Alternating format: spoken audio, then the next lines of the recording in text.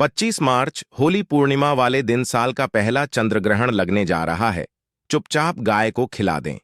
यह एक छोटी सी चीज, उससे पहले आइए जानते हैं मार्च होली पूर्णिमा कब है। स्नान दान मुहूर्त महत्व। साल 2024 में होली 25 मार्च 2024 को मनाई जाएगी। इस दिन पवित्र नदी में स्नान के बाद सूर्य पूजा करने वालों को आरोग्य, धन, सुख, समृद्धि और अक्षय पुण्य की प्राप्ति होती है। पंचांग के अनुसार साल का पहला और सबसे महत्वपूर्ण चंद्र ग्रहण 2024 में होली पूर्णिमा सोमवार के दिन पवित्र नदी में स्नान करने से कुंडली के ग्रह दोष दूर होते हैं। चंद्रमा और शनि दोनों की कृपा मिलती है। होली पूर्णिमा के दिन से चंद्रमा उत्तर दिशा की ओर गति करते हैं और इस पूर्णिमा पर चंद्र ग्रहण लग रहा है। इस अवधि में चंद्रमा का तेज बिल्कुल भी नहीं होता है। यही वजह है कि पूर्णिमा पर चंद्रमा पूजा करने से मान सम्मान, धन और स्वास्थ्य लाभ मिलता है।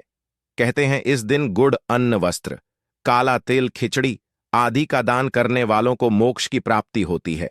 पूर्णिमा से धरती पर अच्छे दिनों की शुरुआत मानी जाती है।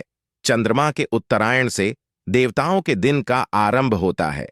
धार्मिक मान्यताओं के अनुसार पूर्णिमा के दिन स्वर्ग का दरवाजा खुल जाता है, इसलिए इस दिन किया दान पुण्य अन्य दिनों में किए गए दान पुण्य से अधिक फलदायी होता है।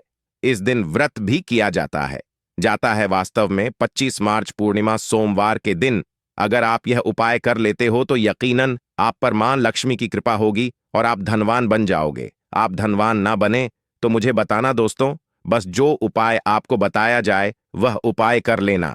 चलिए जानते हैं 25 मार्च चंद्रग्रहण पूर्णिमा दिन चुपचाप गाय को दे। यह एक छोटी सी चीज, रोड़पति भी होंगे, करोड़पति मिलेंगे।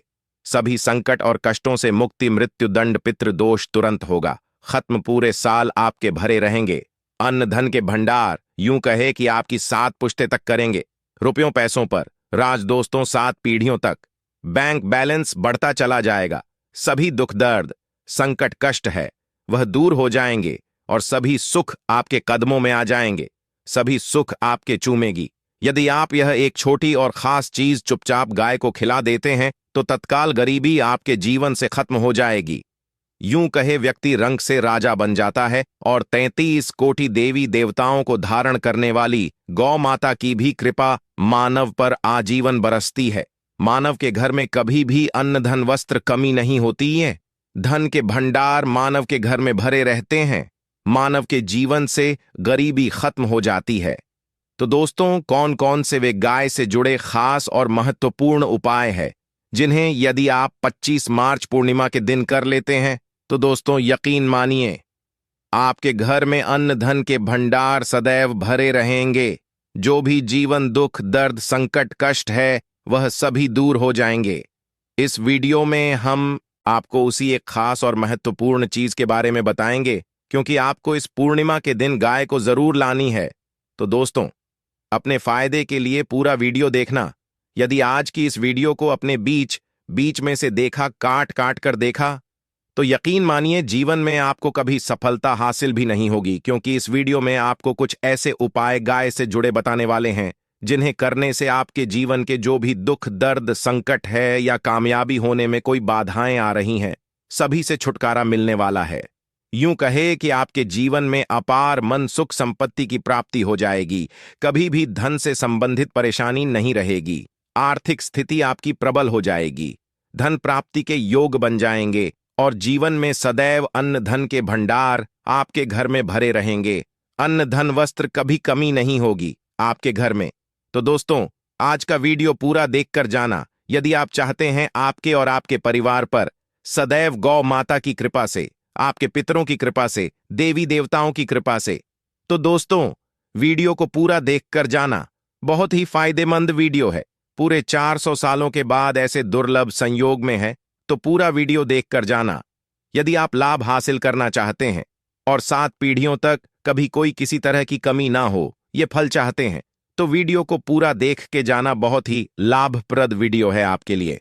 दोस्तों, वीडियो को आगे शुरू करें उससे पहले आपसे रिक्वेस्ट करते हैं वीडियो को लाइक कर देना और कमेंट बॉक्स में सच्चे दिल से जय गौ माता जरूर लिख देना, जिससे माता की कृपा आपके और आपके परिवार के ऊपर सदैव बरसती रहे।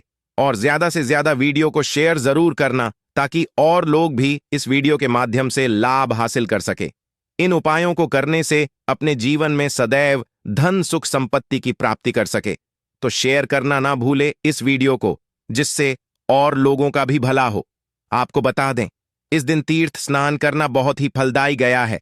यदि कहीं तीर्थ स्थान पर पवित्र नदी में स्नान करना संभव ना हो तो आप क्या करें, घर पर ही नहाने वाले पानी में गंगा जल की कुछ बूंदें डालकर स्नान कर लें।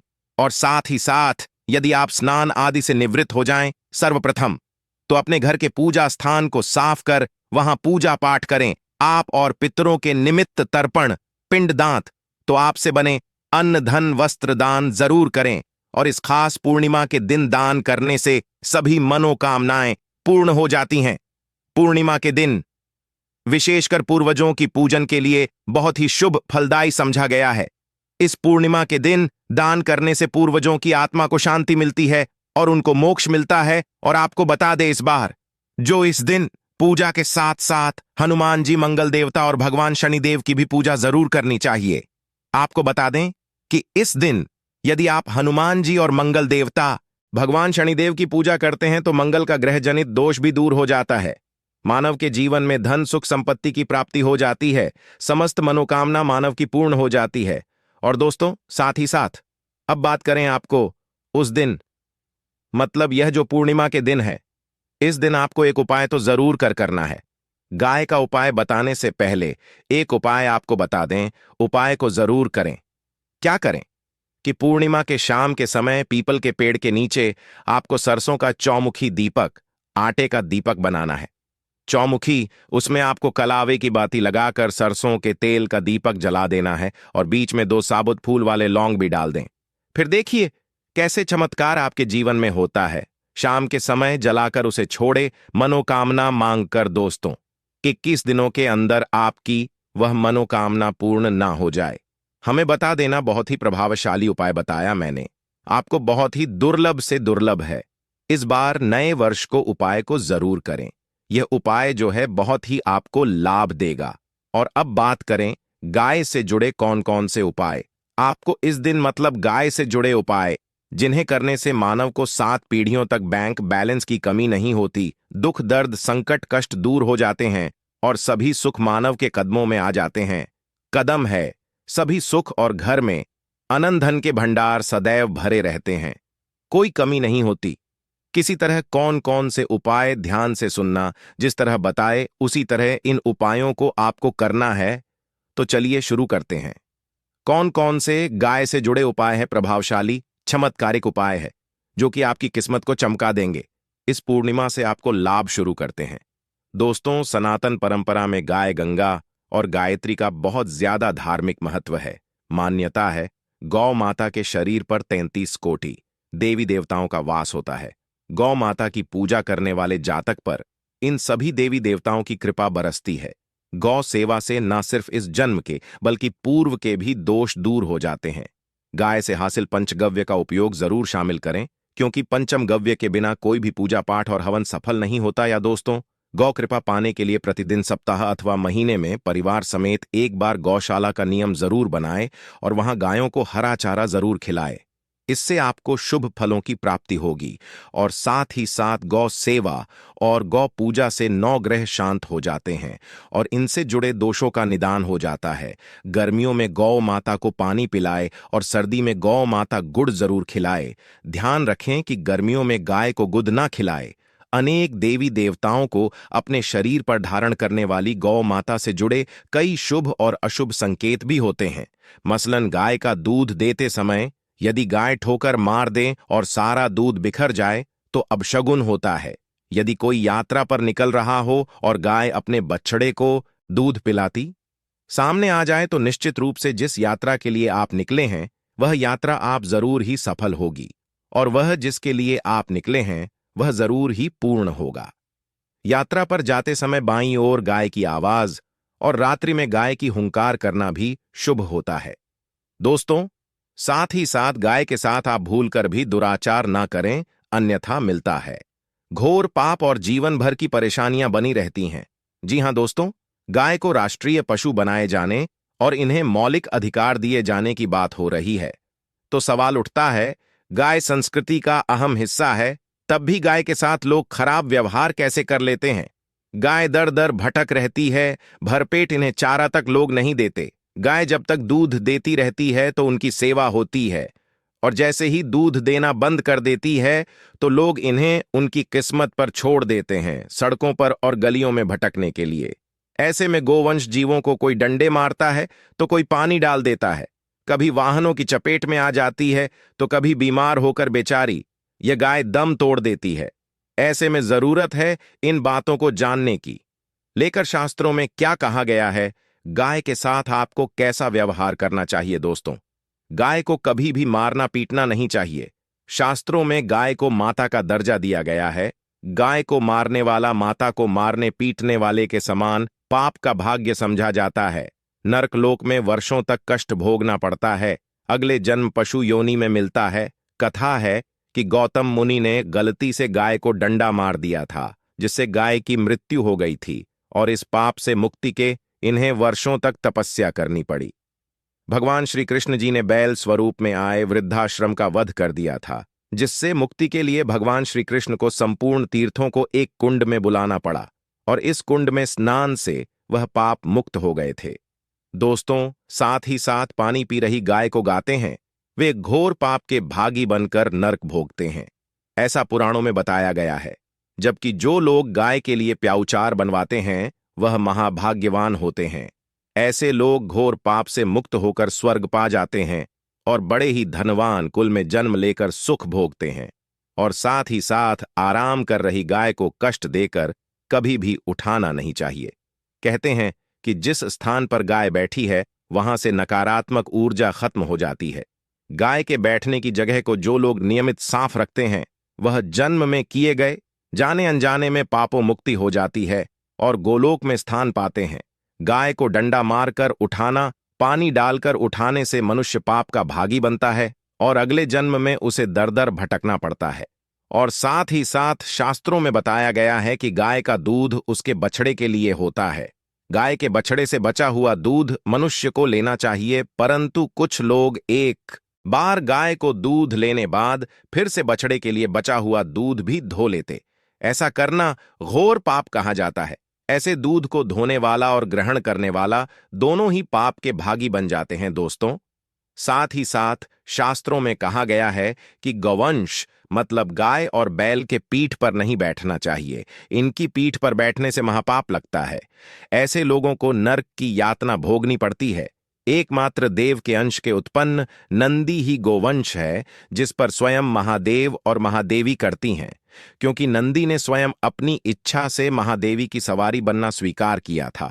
और साथ ही साथ शास्त्रों में गाय के दान को बहुत ही महत्व दिया गया है, परंतु ऐसी गाय का दान कभी नहीं करना चाहिए जो बूढ़े और बीमार हो। कठोपनिषद में नचके की कथा भी इस संदर्भ में है कि जिस नचके ने पिता द्वारा बूढ़ी गाय को दान करने पर आपत्ति जताई थी, दूध देने वाली और बछड़े सहित जो लोग गाय दान करते हैं वह महान पुण्य को हासिल करके स्वर्ग में स्थान पाते हैं।